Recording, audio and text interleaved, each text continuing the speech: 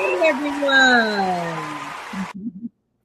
Hello, welcome back to the Sage Dragon Book Show. I am your host, Shaquana. I hope you all are well. It is Saturday, November 22nd, 2025. If you join us, say hi. Tell us where you're from.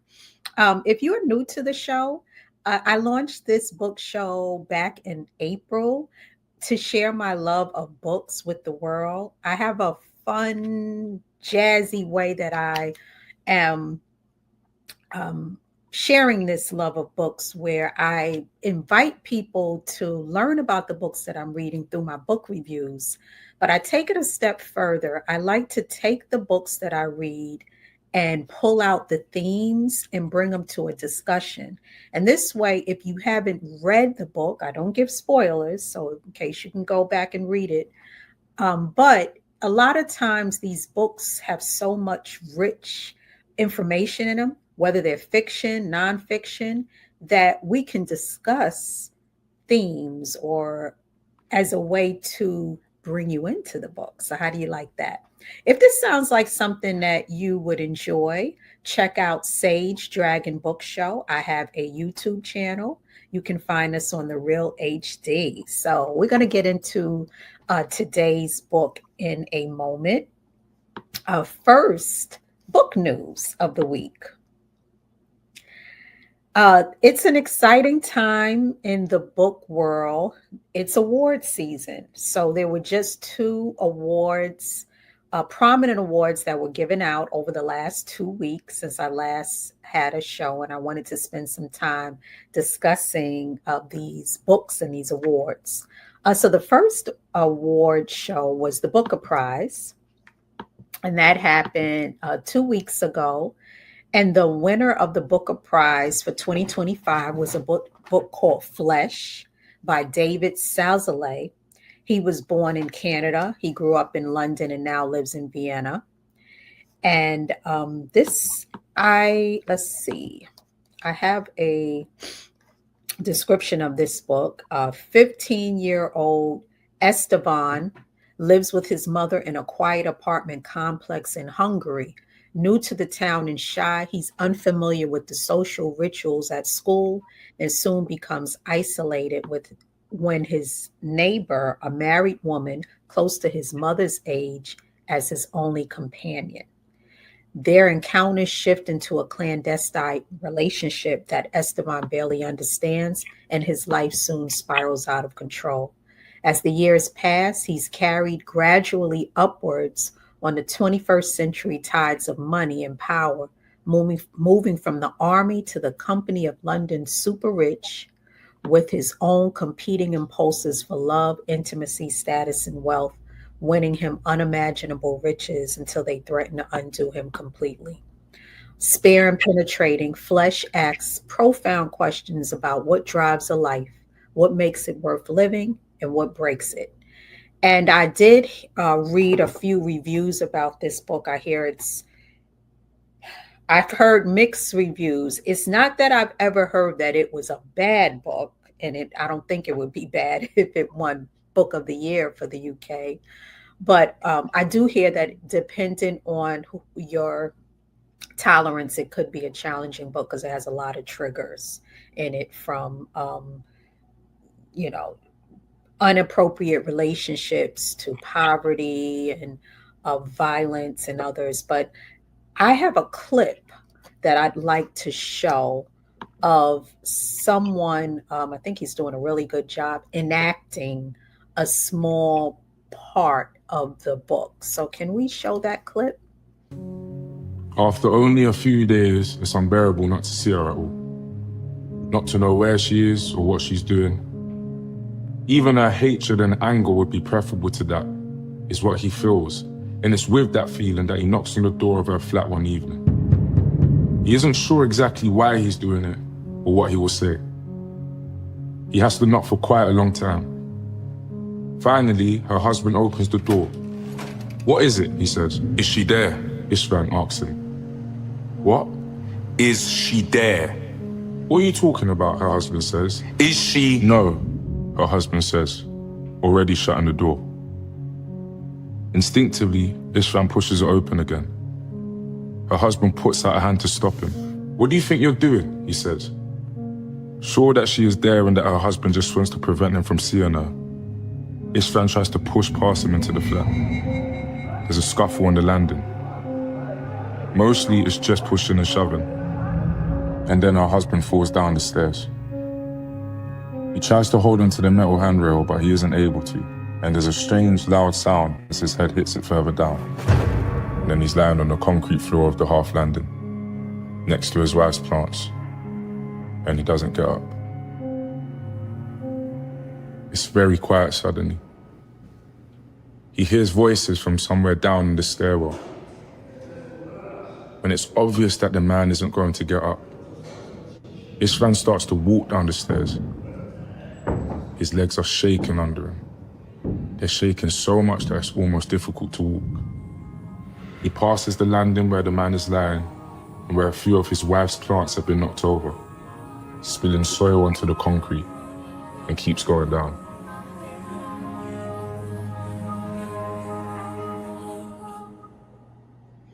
Woo, that was intense. What if there's anyone out there? What do y'all think? And what do you all think about these vignettes that the some of these book publishers are doing to pull people in? I thought it was cool. So if you go onto the Booker Prize website, you'll see some of the finalists for the prize. There's some vignettes about their books, and they're just 2-minute clips where actors and voice actors are playing parts of the story, and it's another way to experience these great pieces of literature. I haven't read Flesh. I'm not sure if I will. I just have such a long TBR. That means to be read list. I have such a long one, but it does sound cool. So if anyone else reads it, let me know. It'd be great to have some more discussion about it. So that's Flesh. So moving on, a week after the Booker Awards was the National Book Awards. So that's like the American prominent award. It's like the Grammys for books. And I actually watched the show. It was this past Wednesday evening. You could watch it on YouTube. And with the National Book Awards, they do theirs a little different. They have several categories: fiction, nonfiction, poetry, translated literature, and young people's literature. And they do it every year in November. Similar. There's hundreds of books that are nominated. There's a distinguished panel of judges created. They have to spend the earlier part of the year reading all these books. Then they get together and they create a long list of about 10 finalists, and then they narrow it down to a short list of 5 finalists. So these are the winners this year. The True Story of Raha the Gullible won for fiction. One Day, Everyone Will Always Have Been Against This. That's getting a lot of buzz. That was in the nonfiction category. The Intentions of Thunder by Patricia Smith, poetry. We Are Green and Trembling. That's translated literature. And young people's literature was The Teacher of No Man Land. So congratulations to all those winners. I really enjoyed watching it. Kareem Belly Ray was performing. The host was, he was kind of like, seemed a little nervous, but he was fun. But I want to show a clip because you all know I love poetry. I write poetry as well and read it. And it's another area that I want to further go into because I'm so passionate about it. So the woman that won, Patricia Smith, she gave a really great speech. So we have a clip here of her acceptance speech for the award, if we can show that. Do you know Annie? Do you know Annie? She is tired of these questions. She does not know Patricia. She does not know Annie. My name is Patricia. Her name is Annie.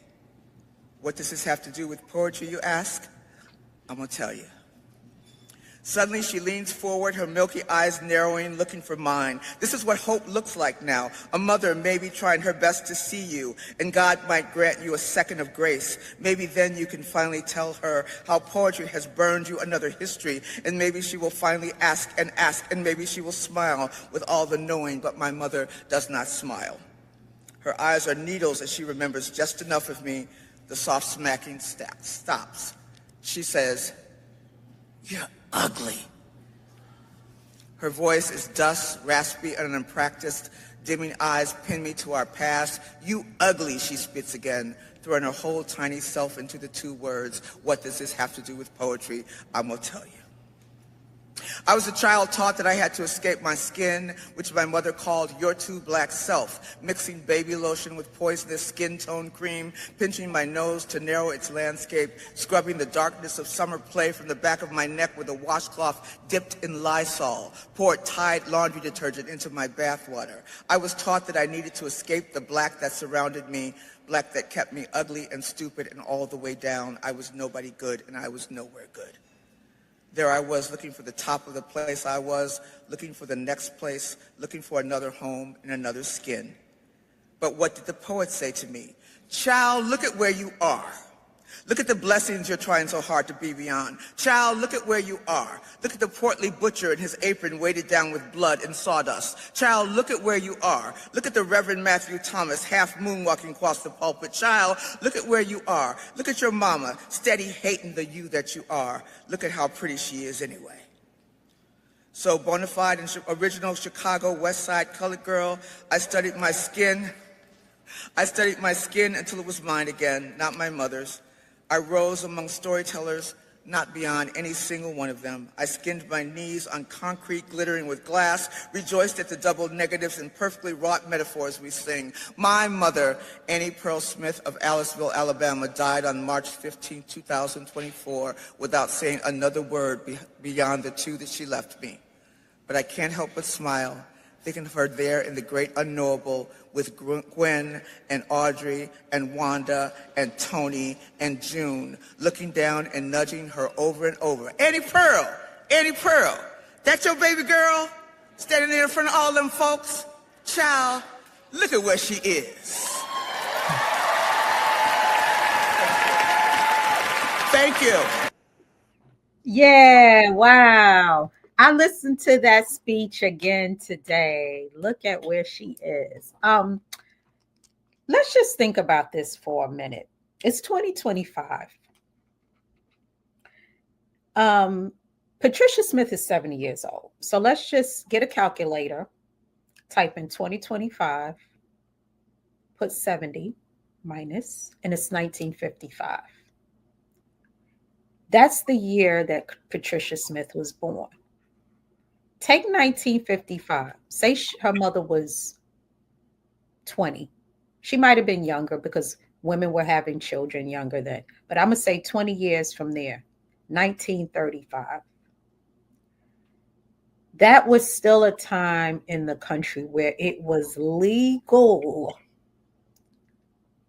to go to separate schools.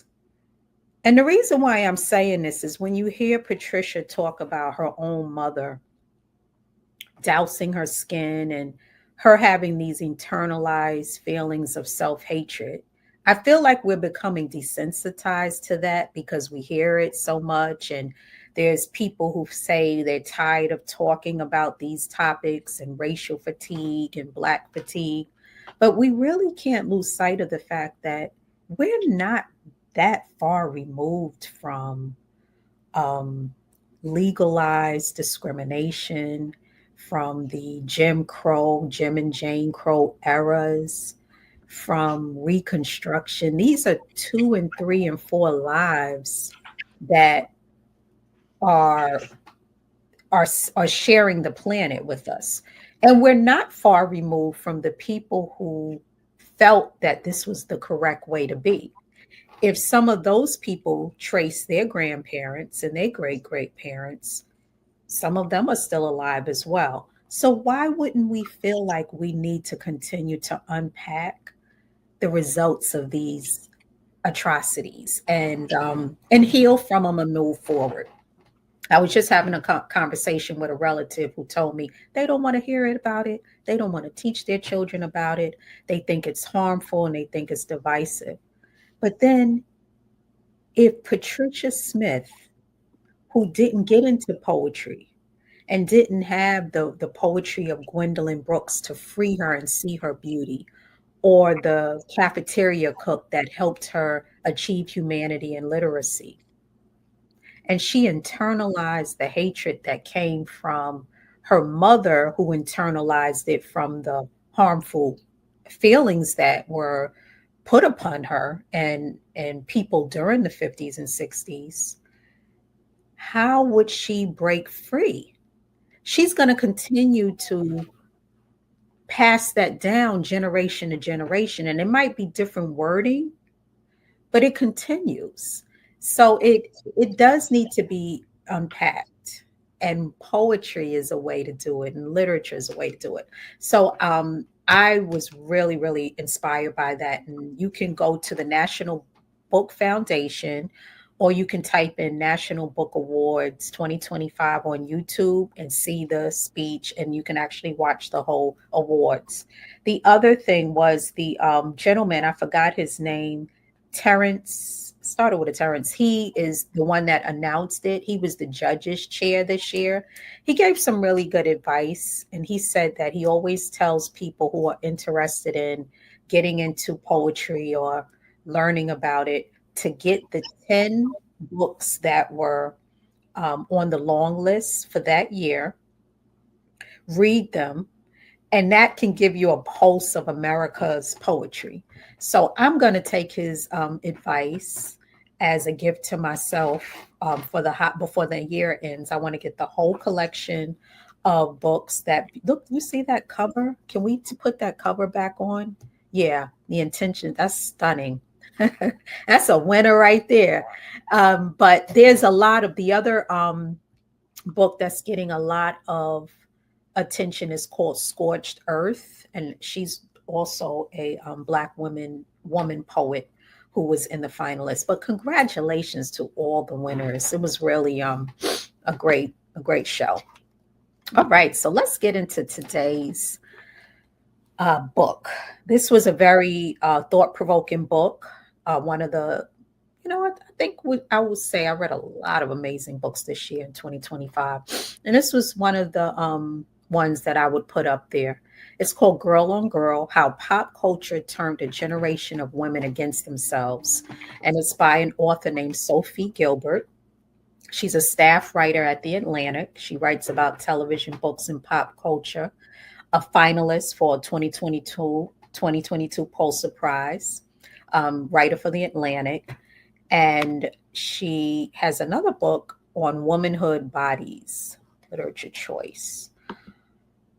The title, I was looking at some list of recommended books. And as soon as I saw the title, I was like, I need to read this, because I find myself looking at the state of womanhood in the Western world, womanhood as a whole, Black womanhood, all the intersections. And I just say to myself, as someone who grew up in the 80s, and I'm a Gen Xer, and I have a daughter, and I've been very proud to be a woman and a girl.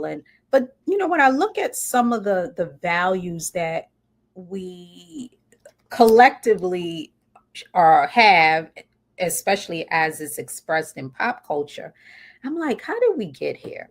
So I have these images up of, there was a battle with some of the women rappers, Cardi B and Nicki Minaj. And here's another image of these women that were like highly educated, selective university, Ivy University, successful, and they're on this reality show.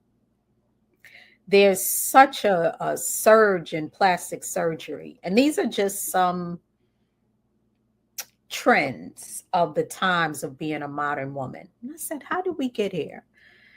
You look at this People magazine article. Anita Hill, she was waiting for Joe Biden's apology in her 30-year fight against gender. And then you juxtapose it against these victims of Jeffrey Epstein's rally at Capitol Hill. And I'm like, you see the through line? How did we get here? Two women ran for president, 2016 and 2024. Both of these women were political women. They were both senators.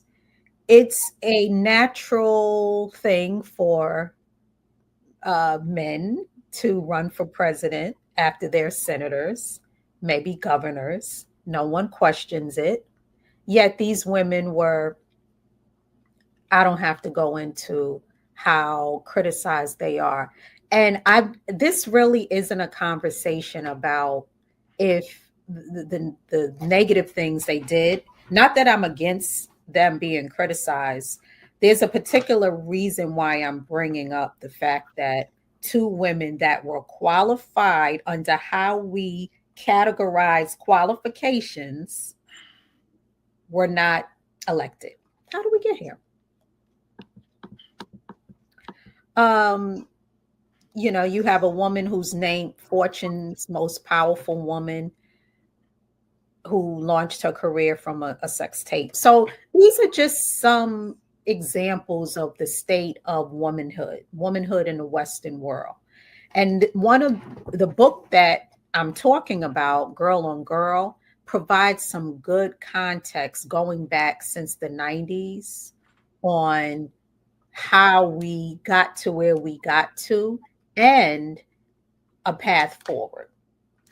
I have a clip that I'd like to show at this time. It's called How the 90s Girl Power Movement Turned into Marketing, and it tees up the book nicely. So can we play that, please? When the 90s started, the women at the center of pop culture were incredibly transgressive. We're talking about figures like Madonna, Janet Jackson, Tori Amos, Ani DeFranco. By the end of the 90s, this kind of boundary-pushing feminism was replaced by unthreatening girlhood. Today on the show, how did that replacement happen, and how did it change culture?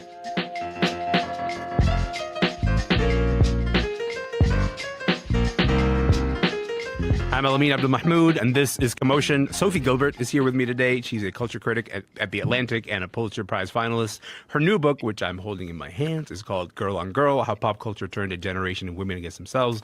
Sophie takes a deep dive into the 90s and early aughts, when movies like American Pie were box office gold. No longer will our penises remain flaccid and unused. We will fight for every man out there who isn't getting laid and should be. This is our day. This is our time. And by God, we will not stand by and watch history condemn us into celibacy. Amen. I like that. Yes, we will make a stand. We will succeed. About time! We will get laid! Yes!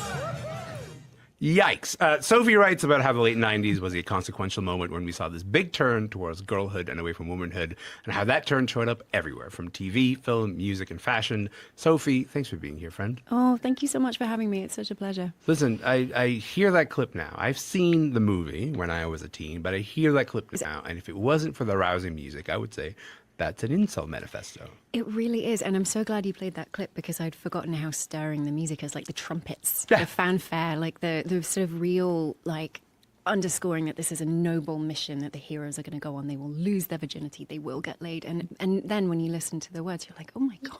Like, what are you talking about? Do the women get a say in this? Like, no, clearly not. Yeah. And I should say, like, it wasn't even the only movie made of this particular premise, right? Like, it was sort of like it was in a family of these movies. It was sort of like a common thing. Yeah, and the weird thing was, it was actually one of the sweetest and one of the like the more evolved, I would say. And researching it was fun, because everything that came after was sort of very much in that model, but so much worse.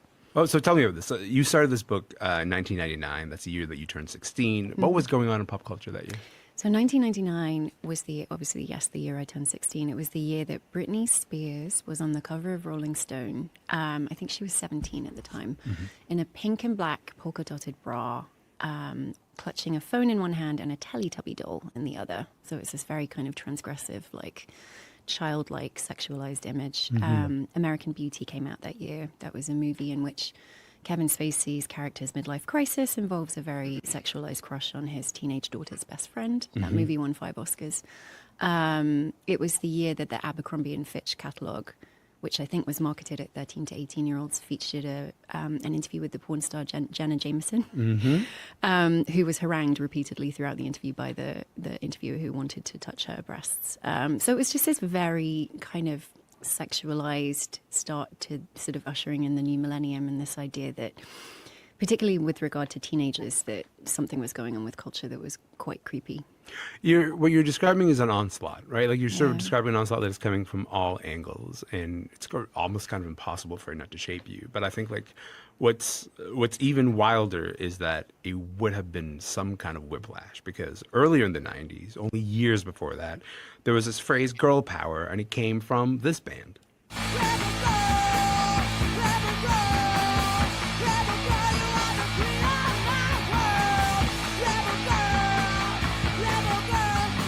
Look, that's Bikini Kill. We got to talk about the Rag Girl moment, because it's such a stark sort of juxtaposition from where the 90s started, where the 90s ended up. So tell me about... Yeah, so then it gets into, so first, I'm glad, thank you, producer, for showing that image of American Beauty and Britney Spears and the Teletubby, because that was a time I had already become a young woman. I was like, actually, I had gotten through that era. So I wasn't a teenager with that programming in my consciousness. But I remember that time period because it seemed like there was this shift from womanhood to girlhood, and girlness and teenagerish became more fetishized. It started to become a thing to position more teens and young girls in these like sexual ways that had damaging effects moving forward. So let's go a little further. We've got another clip that's going to talk about how the girl power movement got appropriated. So can we show that next clip? Moment led by artists like Bikini Kill. What was going on then? Well, yeah, I mean, first of all, I knew I wanted to write a book about 2000s culture because I had all these questions about what happened. And when I started researching it, it just all happened in the 90s. Like the 90s were this decade where this real shift took place in culture.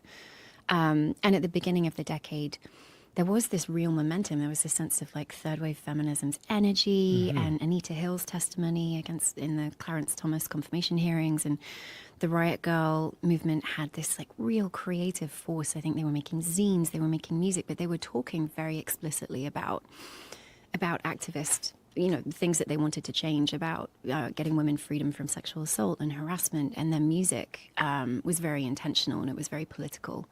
And they did have this slogan, which I think derived from the idea that you could put two words together that wouldn't go together, and those words would be girl and power. And so it was this sort of very like powerful and like really intentional slogan that was demanding change, I think, and was demanding that people change the way that they thought about girls and women. And it was a provocative thing to say. It really was. Yeah. It was supposed to be. It was supposed to make people sort of consider their thinking a bit more. And then the Spice Girls happened. And I love, being in the UK at the time I think I was 13 when Spice came out. It was so thrilling. Like visually, they were so enticing. Like their aesthetic was so great. They were so absurd. Like they were really playful. But they took this slogan, girl power, and they kind of appropriated it in a way that lost its meaning, I think. Like the way that they used it was very celebratory. It was like girl power. Women can do anything we want now. We're free. And it really, I think, ushered in the shift in the 90s from third wave feminism to post-feminism, which was the idea that feminism was no longer necessary. Women had achieved everything they needed to. And now it was much more about having fun, spending money. And it just kind of muted, I think, the energy of the original girl power statement. It makes me think of The Right to Sex, the book by the Oxford philosopher Anya Srinivasan, because like Yeah, and so what the book kind of gets into is how, if you look here, there was also an article about it. There was a group called Riot Girl. They were in the UK and they were speaking out against the challenges that girls and women were facing during that time, not just in the Western world, but just throughout all of humanity. And then a force came along that wanted to make this more of a palatable kind of poppy thing. So they put together the Spice Girls, and it ended up being more about like selling things and marketing. And it watered down the message of girl power. There was a quote in the book that a very prominent woman artist was saying that she heard a music executive say, I'd rather have women that I can just get along with, that I like, than are talented. So they wanted it to be more about likability, definitely looks, and they molded this group, the Spice Girls, to be girls who sold. And so I have one last clip that gets further into that. Can we show that? all women to a much more kind of individualistic idea of like just do you like do whatever you need, girl, you got this. But Yeah. you know what I mean, like it sort of ushered in the shift for the lean in feminism that came in later, that was very much about get powerful yourself and then you can help other women, like but sort of Right. focus on yourself first. There's also the larger shift, which is, the shift from womanhood at the start of the early 90s to this larger emphasis on girlhood. And you see that emphasis on girlhood that starts in the late 90s kind of carry through kind of all the way to now. Why do you think that was successful? How do you think that switch happened? There was so much in movies in the 1990s that was about fetishizing teenagers in a way that was really like quite enlightening to me to revisit, because I remembered being catcalled by guys in trucks when I was like 12, 13, and I think I always felt like it was my fault, like something was going, but it was just so much in the culture. You had so many movies that were kind of taking a really prurient view of like young girls, like Beautiful Girls, the movie with Natalie Portman. There was a movie called The Babysitter starring Alicia Silverstone, where like her character is a babysitter who three men just become completely obsessed with. Stealing Beauty with Liv Tyler, where everyone in the movie is obsessed with the question of like, who will Liv Tyler's character lose her virginity to? And it's sort of this very like creepy kind of gaze.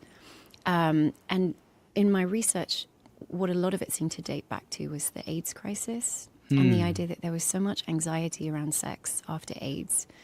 But a lot of people seem to interpret that as the idea that teenagers were somehow safer because they weren't sexually active yet, or like they were safer as objects of lust. So that was one thing. And then in music, I think That's a creepy conclusion to arrive at. I right? know, I'm Because, sorry. It's so gross yeah, to think yeah, about. of course. But it Yeah. did make sense to me. It sort Yeah. of clarified a lot of things in film. Yeah. And then in music, what the Spice Girls did, they were just so successful at selling things. Someone on this tour told me they had a Spice Girls toaster. Which I haven't been able to fact check, but if anyone has a Spice Girls toaster, please let me know.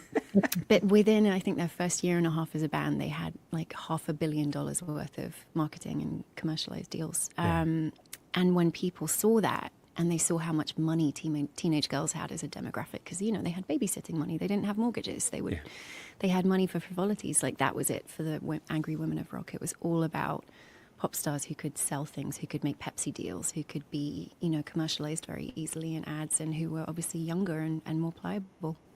There's I think what I'm stuck on is the juxtaposition of threat, right?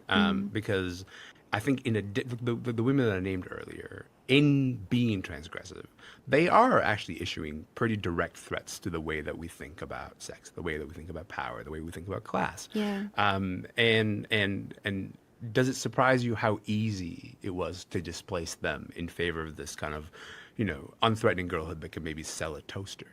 A toaster. Yeah. I think it surprised me how quickly it happened and how quickly the energy and the momentum of this movement that was really about trying to force a change, trying to carve out space for women in music, trying to sort of have the freedom for women to say what they really wanted to say unfettered, how quickly that was just sort of taken away, how quickly it was eroded. So that gives you a sense of the intelligence and the thoughtfulness that went into the book. It's a lot of heavy research that she talked about. So the contents of the book, she starts in the 90s, getting into how the whole girl power movement was misappropriated and it turned into something about selling. It became about marketing. Then she gets into things like the new millennium in the 2000s and how what was happening like with the movies and films. That movie, American Pie, there was an American Beauty and American Pie. So it was all these American names. One was about like the American Beauty thing was, a middle-aged guy lusting after this teenage girl. And then the American Pie was like teen boys trying to figure out a way to have sexual conquests. But then it was a bunch of sexual comedies about that. And it's especially in the white world, I guess what I'm understanding from these readings and podcasts is that it sent some unhealthy messages to boys about like entitlement to sex versus sex being an enjoyable thing that, happens between two consenting beings. It became more about like entitlement and conquest. Later on, it gets into reality TV and how, the industry changed and then it gets into further about like the unreasonable expectations that started being put on girls and women in terms of like looks, which led to the opening world of plastic surgery. There's a lot on porn and how porn exploded in the 2000s and influenced other parts of pop culture from music to even fashion. Think about like those hip huggers. I mean, it became the style. Like I remember in the 2000s, I couldn't find a pair of jeans if they weren't hip huggers. And the problem with the hip huggers was if you were bending down, the rest. It showed everything. And it just you look back and you're like, "Oh, wow. I can remember when it started to become really, really popular to get Brazilian waxes." And fine, if you have a desire to, remove hair from different parts of your body, but there was a notion that this was a more sexually attractive way for a grown woman to be. And this tied directly to the time when it was cool to overly fetish teen girls. And now we are where we are now, where they don't even want to release these Epstein files. So you see the through line. The book gets into later on how now that, because what happened was feminism just got disseminated. It went from something that was about reading, dissecting, being intentional, being active. Now I can have a whole conversation about womanism, which I will, but I'm talking about this particular book because feminism was not inclusive to the needs of Black people and Black women. So we're gonna talk about that in some other episodes. But I really appreciate the way that Sophia lined this up because this has major ramifications for all women because we're in the Western world and even women of color have been influenced by these changes that were happening since the 90s. This whole making of female ambition and the girl boss movement and how it's, hustle, hustle, hustle culture and all of that. hasn't really gotten us anywhere. A lot of that replaced true activism. And now you have things like a quote unquote Nicki Minaj going to the UN to speak out about issues that she's not really taking the time to educate herself about, and it being accepted instead of using, even if they wanted to talk about interfaith practices, why not use someone who's a scholar in that area? We play around, and we accept people playing around with real change because there's no respect for it. And we think everything is kind of like a gimmick. So anybody, let me stop for a moment because do we have anyone out there, producer? Sure. Ask your question. No, just I want to stop and see if there what people are thinking about what they may have heard thus far about how the 90s and 2000s culture, the culture basically over the last actually almost 30 years, 25 years, how pop culture and the impact of it um, has affected women. And I will also say boys and men because they were growing up during this era too. They were getting these messages as well. They were getting the messages about girls and guys and then in themselves and how to interact with each other. And we are at a time now where there's a lot of polarization, between genders. I was really, the reason why I kept showing that particular clip was it was really refreshing to see a young man. He looked like he might be a millennial brother, having a very, a smart conversation about this because he's probably trying to unpack how it impacted his own, journey growing up. So while we're waiting for our viewers to respond, I'll say this. I have seen a shift. We're practically the same age. So we've grown up pretty, uh, parallel. So I have seen a shift from the celebrity or the famous person not just being famous for what their entertainment value is, being put in positions, like you said, Nicki Minaj, being leaders of people. Mm-hmm. And I can remember back to the civil rights movement, that wasn't something that we did. We had other people who were more qualified as leaders in those demographics. And now we have celebrities leading. I'll even remember back to the when Congress had hearings on reparations, Mm-hmm. and one out of every three people that they had on that committee panel was a celebrity. Yeah. It wasn't someone who was an activist or Yeah. a political scientist or an economist Mm. or a sociologist, someone that could really speak to Yeah. the issue.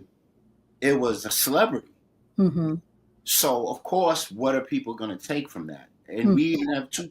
We even have three people that were prominent in the Hollywood field, and now they're presidents and governors. Arnold Schwarzenegger, Ronald Reagan, Yeah. and now Trump, and Mm-hmm. they're presidents now, Mm-hmm. running world affairs. Yeah. So what are people going to think is the right way to live your life? Yeah. Follow a celebrity. Yeah. Follow the celebrity trends. And then when you have Fortune 2000 companies telling these celebrities what to do to endorse their products, those things become the guiding principles of a society, unfortunately. So then you Yes. have American Beauty and the hip huggers and all of the rest of the misogyny and misandry that comes with it all. You know what I mean? Yes, yes. Thank you for those thoughtful comments. Exactly. And I did this episode because I wanted people to see that we can reflect and look back. And I appreciate this book for doing this because even moving forward, I'm going to be way more selective about what I when I look at a film, any product of pop culture, films, fashion, now it's social media, reality TVs, I find myself saying, what are they trying to promote?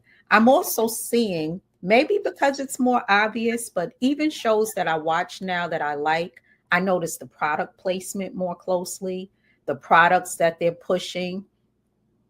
And it's not to say that I won't, I'm saying, disengage from it because we're in the world. But I think it's important to be aware because we were being sold that this was feminism. And that's why I titled it Faux Feminism, because it was a original girl power movement, which was more bolder and stronger. There were people later in the episode, I'll get into this book by Sister Soldier, which was like ushering in the 90s era. And there's all these topics in her book. It's called No Disrespect.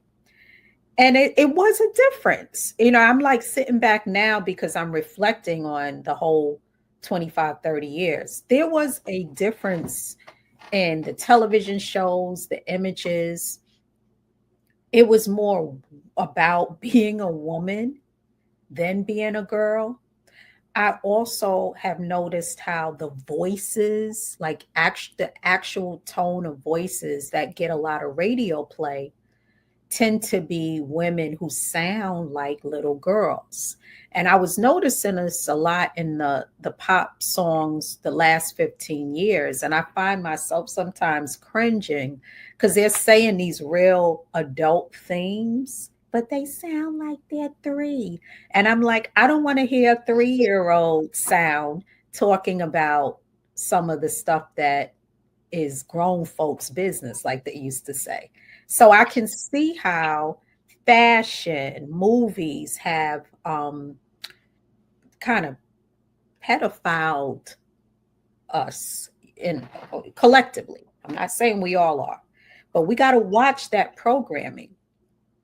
And the whole thing about making us just these product sellers, these product pushers, because that's kind of what happened with the Spice Girls. And now the new version of that is through being influencers and stuff. So it was a really, really, really helpful book. Let's see other points in it. There's the talk about crude. Oh, this was an interesting point on slide 19. I'll read a little bit of this quote. Gilbert writes that popular culture is invariably calibrated to male desire, which has ushered in cruelty and disdain towards 51% of the population, particularly if they're not white. Women are told they're never good enough, but better can be bought, contoured, surgically enhanced, diet selling an ideal that can't actually be humanly attained, but can be purchased now with a single click. Getting by as a woman in post-feminist times means not taking apparently misogynist music, art, TV too seriously while women are being exploited, mocked, assaulted in plain sight.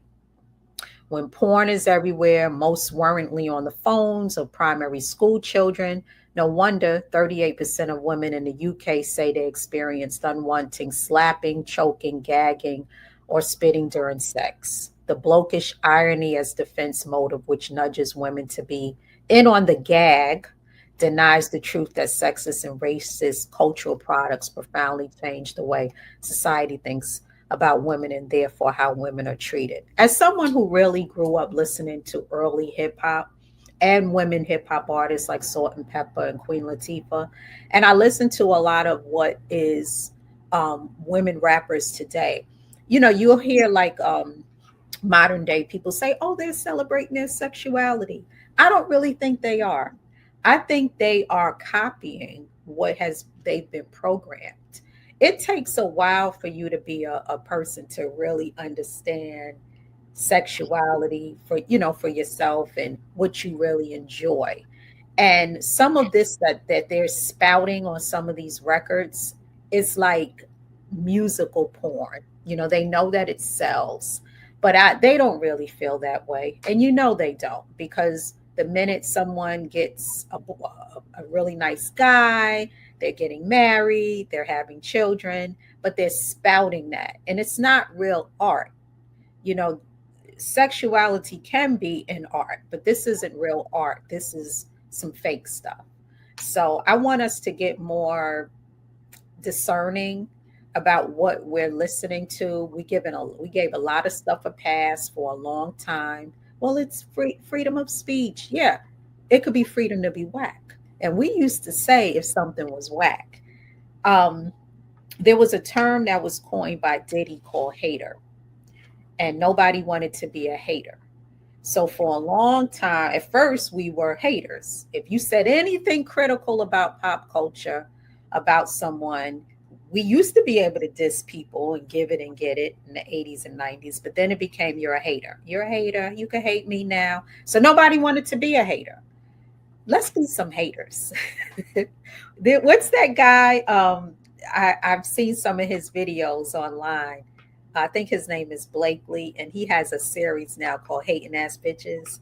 And he talks about like people who are like standing up for the crap that's going on right now. So he's like he's making hating to be a cool thing now because we need more criticism, and that's what this book does. So in terms of a way forward, I think we need more reflection. We need more diverse film, music, movies, social media content. We need to get more educated and make it cool to read and cool to be smart, cool to be natural, to not overly feel like you have to like contort yourself for a certain gaze or for to win, pop culture. Identify and define, focus more on collectivism, that collaboration versus competition, and the civic political conscious expansion era. I think it's coming. People are kind of tired of what happened. But yeah, we were really sold a bill of goods literally over these last almost 30 years with the the poppiness, the exploitation, the fake marketing that got certain people wealthy, a very small amount of people. And now we're looking around and we're not the better off for it. So there is some amazing art still being made in the world. And I think we need to just go back to, um, not go back, but move forward with like celebrating real, true art and being real, true people. So I thank Sophia for writing this book. I give it a 4 stars. I think it's well researched. It's not that long of a read. I think it's under just about 300 pages. It's very reflective and a conversation starter. And there's several interesting podcasts on the book. If you want to go on YouTube and type in Girl on Girl Sophia Gilbert, and you'll be able to listen to those books. And I think it'll get us thinking about how we embrace even the pop cultural messages we're receiving now, and for any of us raising younger girls and boys, because we want to raise boys and girls that are understanding of the issues that each of them have, because we want people to be able to interact in society, and that education is how you do it. Okay, so please like, subscribe, and share, and visit the StreamYard link.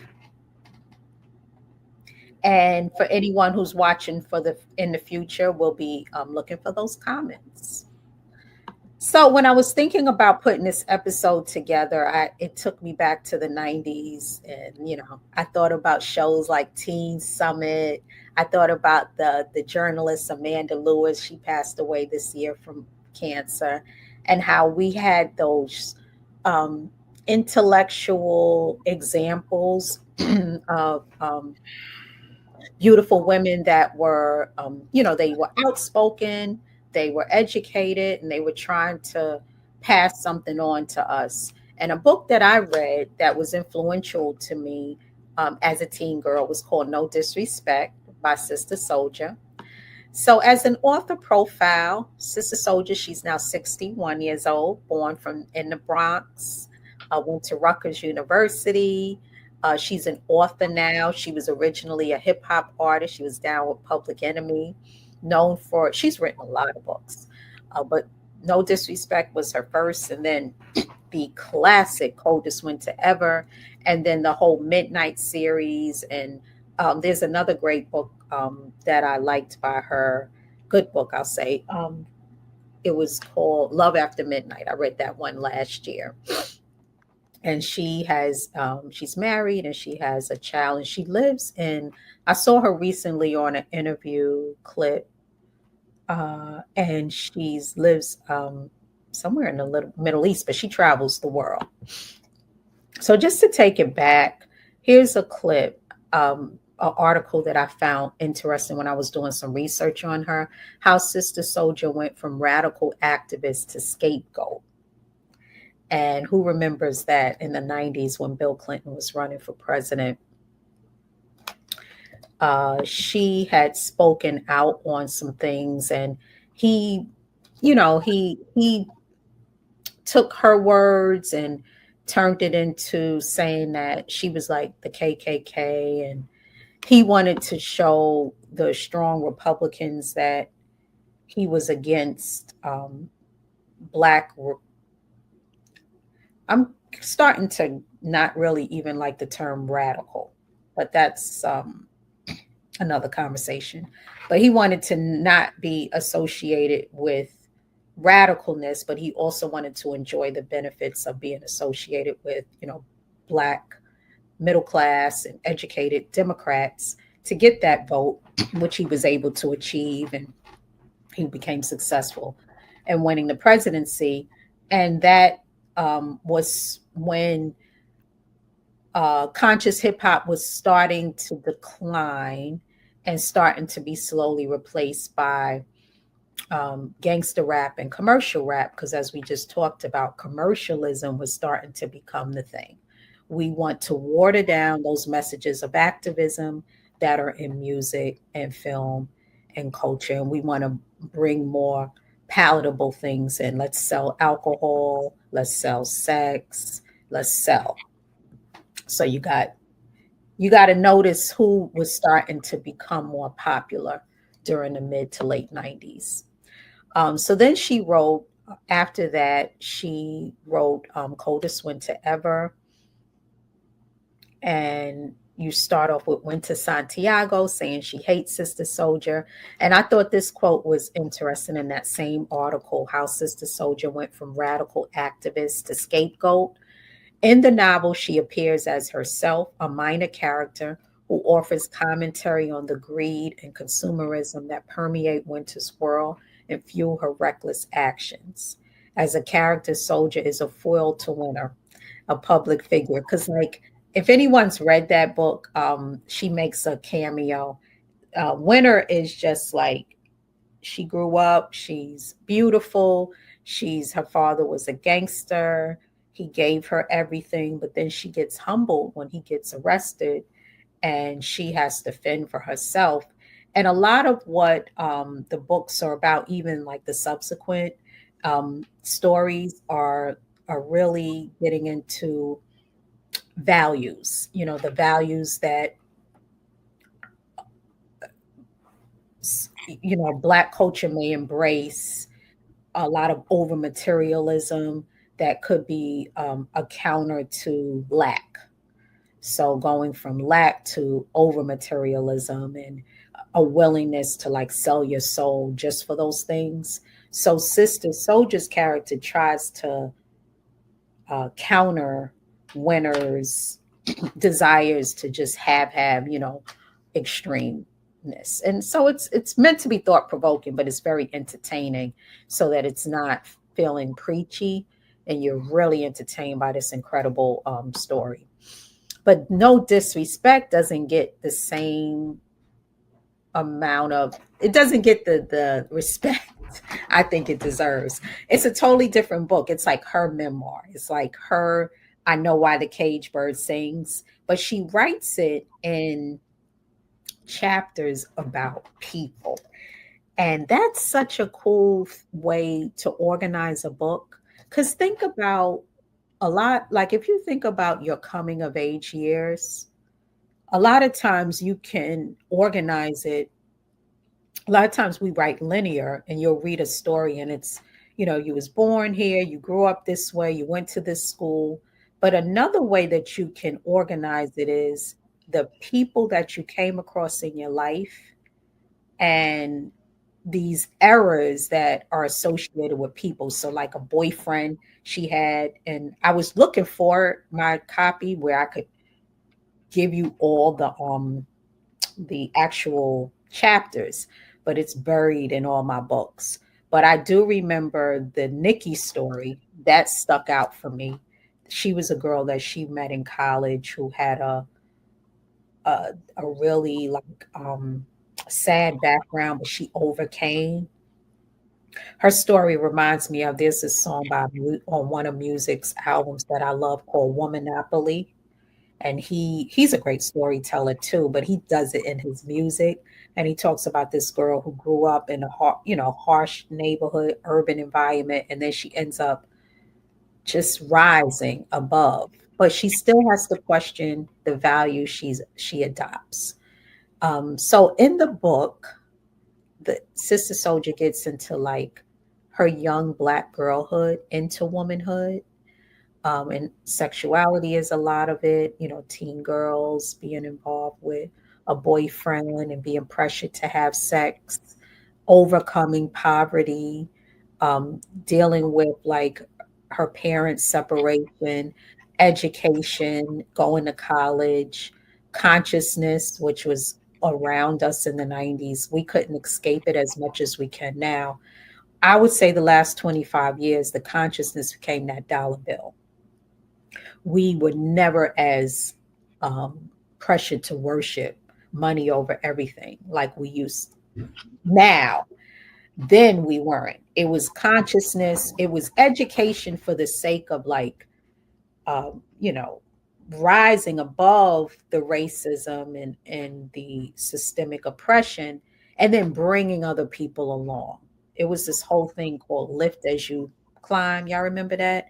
And there were T-shirts with a hand reaching up and a hand reaching down. That was like embedded in us. Mentor people, pull, pull, pull. And now it's like, no, you're on your own. And friendship was a huge part of the book too. So I think it's still a relevant book. I didn't see a ton of stuff online. Like you have Bookstagram now, but Bookstagram came out in around 2013, I think, about a little over 10 years. And Book Talk, I don't know when that came out, but you tend to see a lot of the more current books on there and some of the same books everybody's reading.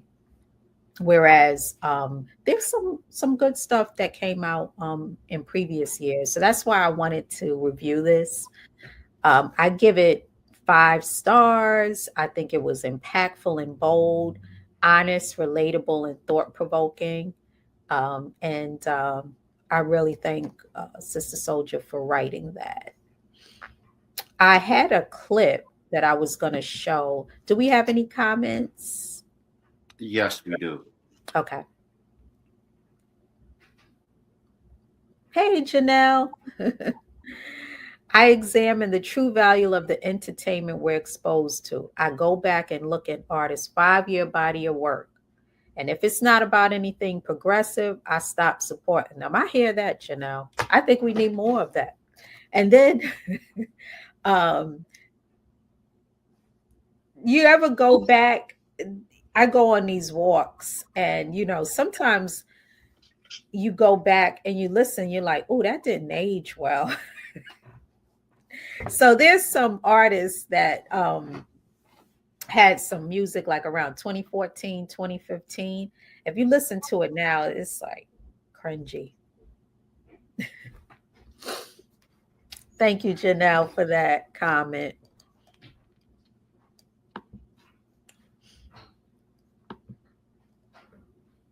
Then you got stuff that's like timeless. So yeah, can we put that clip on of the for Sister Soldiers, no disrespect? Sure. Give me a Okay. sec because I had to pull up the actual comment. Give me one sec. Okay. Yeah, keep the comments coming.